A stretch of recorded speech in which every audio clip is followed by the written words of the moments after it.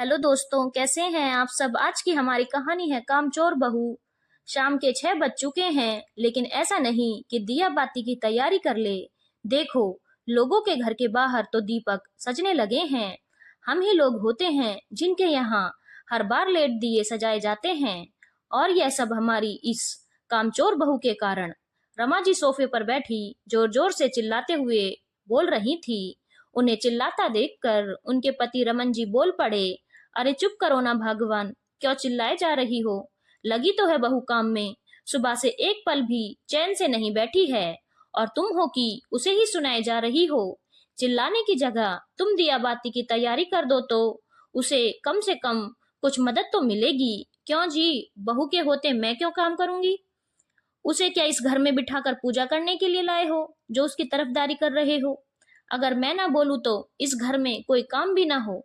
रमा जी रमन जी को दो बातें सुनाते हुए बोली, तुम जानो और तुम्हारी लीला जाने, मुझे तो माफ ही करो, पर कम से कम दिवाली के दिन घर में शांति रखो। कहकर रमन जी ने अपनी पत्नी रमा जी के आगे हाथ जोड़ दिए और उठकर अपने कमरे में चले गए। लेकिन रमा जी ने अपना चिल्लाना बदस्तूर जारी रखा। सासू सूखा सामान बनाने में ही सुबह से शाम लगा दी। कोई काम समय पर नहीं होता, ना हाथ जल्दी जल्दी चलाती है। यह तो शुक्र मनाओ कि मिठाइयां बाजार से आ जाती हैं, हमारे जितना काम नहीं करना पड़ता।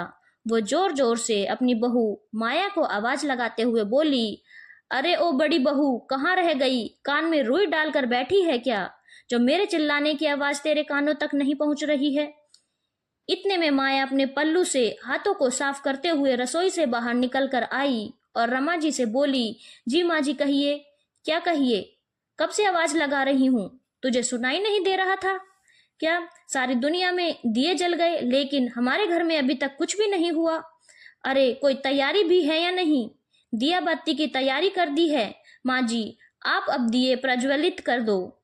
हर बार का तमाशा है, कभी समय पर दिए जलते नहीं हैं। धनतेरस के दिन ये हाल है तो दिवाली पर तो पता नहीं क्या होगा। बड़बड़ाती हुई रमा जी सोफे पर से उठी और रसोई में जाकर दियों की थाली को पूजा घर में ले आई।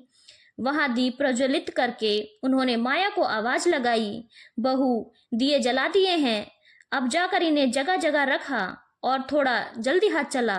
अभी तो रात के खाने की भी तैयारी नहीं की होगी, फटाफट से खाना बना ले, तेरे देवर देवरानी भी आते ही होंगे। माया फटाफट दिए रखने चली गई। अभी दिए अपनी जगह पर रखे ही थे कि इतने में देवर रोहित देवरानी आशा दोनों आ गए, जिन्हें देखकर माया जी बड़ी खुश हुई। रोहित और आशा दोनों जाकर रमा जी के पास ही बैठ गए। इतने में माया दिए रखकर अंदर आई तो रमा जी बोली, बड़ी बहू जरा इन लोगों के लिए पानी तो ले आ। माया रसोई में पानी लेने चली गई। ट्रे में दोनों के लिए पानी लेकर बाहर आई तो रोहित ने पूछा, भाभी आज खाने में क्या बनाया है, बहुत जोर की भूख लगी है। बस भैया, अभी थोड़ी देर में खाना तैयार कर देती हूँ। हाँ, कब से कह रही हूँ इसे खाना टाइम तो बना ले, लेकिन नहीं, हाथ पैर तो हिलते ही नहीं है इसके। ऐशो आराम की जिंदगी जीने की आदत हो गई है। अचानक रमा जी बीच में ही बोली। ये सुनकर आशा मुस्कुरा दी। उसकी मुस्कुराहट किसी तीर की तरह जाकर माया के सीने पर लगी, पर वो कुछ न बोली, चुपचाप रसोई में आ गई। भला त्योहार के दिन क्या घर में हंगामा करना। रसोई में आकर उसने खाना बनाना शुरू किया तो रमा जी बाहर से चिल्लाती हुई बोली, अब खाना बनाने में तो 1 घंटा लगेगा, इनको कम से कम जो सूखा नाश्ता बनाया है वो ही लाकर दे दे, इतनी अकल तो खुद ही इस्तेमाल कर ले।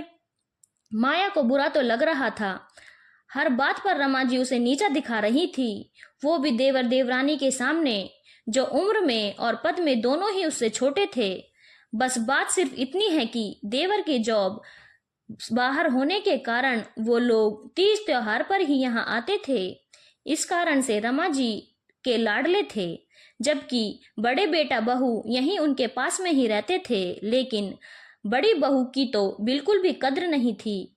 रमा जी की आदत थी कि वो किसी के भी सामने माया को कुछ भी सुना देती, खुद तो कोई काम न करती और माया के काम में भी बस कमी निकालती रहती। आज बिल्कुल भी बैठने का मौका नहीं मिला था, ना ही दिन में आराम किया था। सुबह घर का काम करने के बाद दोपहर के खाने की तैयारी और उसके साथ ही सूखा नाश्ता तैयार करना शुरू कर दिया।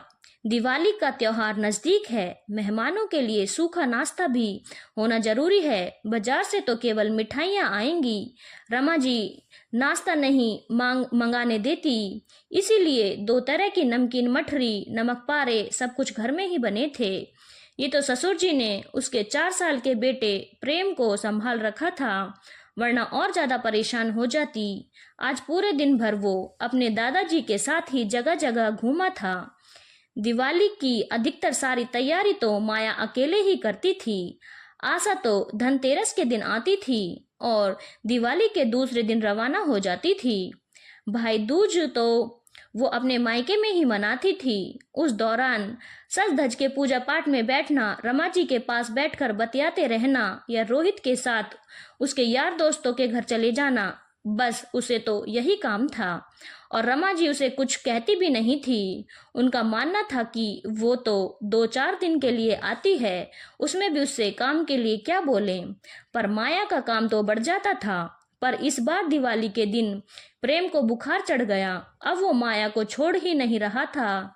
जो काम का समय पर होना चाहिए था उसमें भी देरी हो रही थी।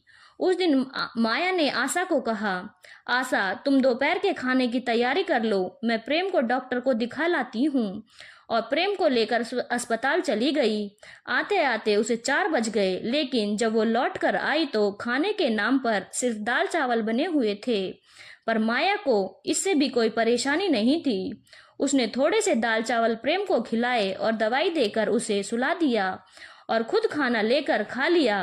बाद में वो रसोई में आकर शाम के खाने की तैयारी में लग गई, लेकिन शाम के 6 बजने को आए।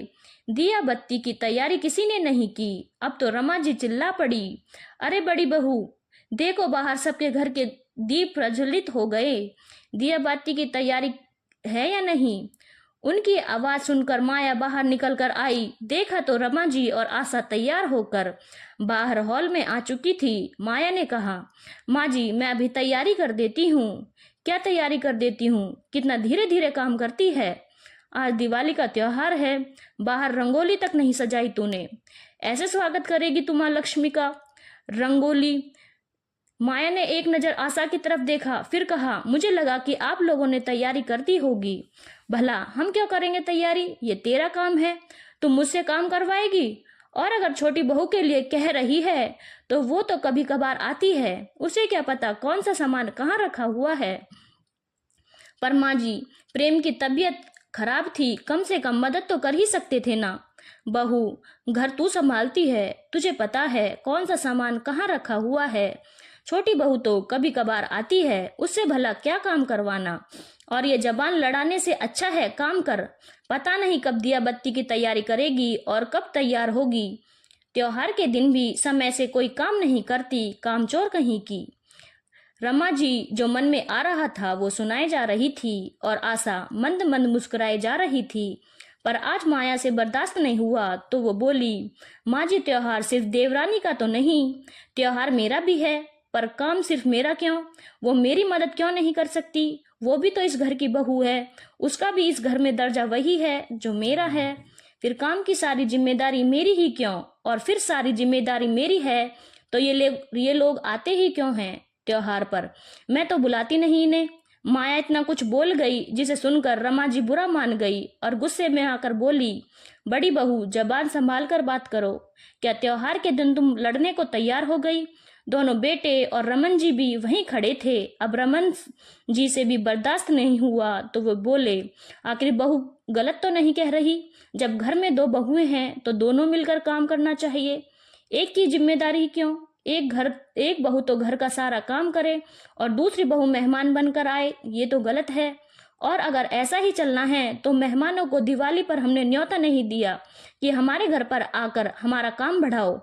अब से सब अपने अपने घर पर दिवाली मनाओ। रमन जी के बोलते ही रमा जी गुस्से से उनकी तरफ देखने लगी और कुछ बोलने को हुई तो रमन जी ने हाथ दिखाकर उन्हें चुप रहने को कह दिया। अगर बाहर से आए हुए बेटे बहू की इतनी पूछ है तो मैं बड़े बेटे को भी बाहर जॉब करने की परमिशन देता हूँ। इस घर में हम दोनों अकेले ही रह लेंगे। रमन जी की इस बात का रमा जी कोई जवाब नहीं दे पाई। बहू ने आज तक जवाब नहीं दिया। आज प्रेम की तबीयत खराब है तो तुम सबको उसकी मिलकर मदद करनी चाहिए थी। दीपावली पर तुम सबको खुश करने की जिम्मेदारी इसकी अकेले की नहीं है, रमन जी ने कहा। तो उसके बाद दोनों बेटे दिया बत्ती की तैयारी करने के लिए चले गए। वहीं आशा बाहर रंगोली बनाने के लिए, इधर रमा जी पूजा की तैयारी के लिए चली गई। वही बड़ी बहू माया तैयार होने, जबकि नन्हा सा प्रेम अपने दादाजी के साथ खुश था। धन्यवाद दोस्तों। अगर आपको कहानी अच्छी लगी हो तो चैनल को लाइक, शेयर और सब्सक्राइब करना ना भूलें।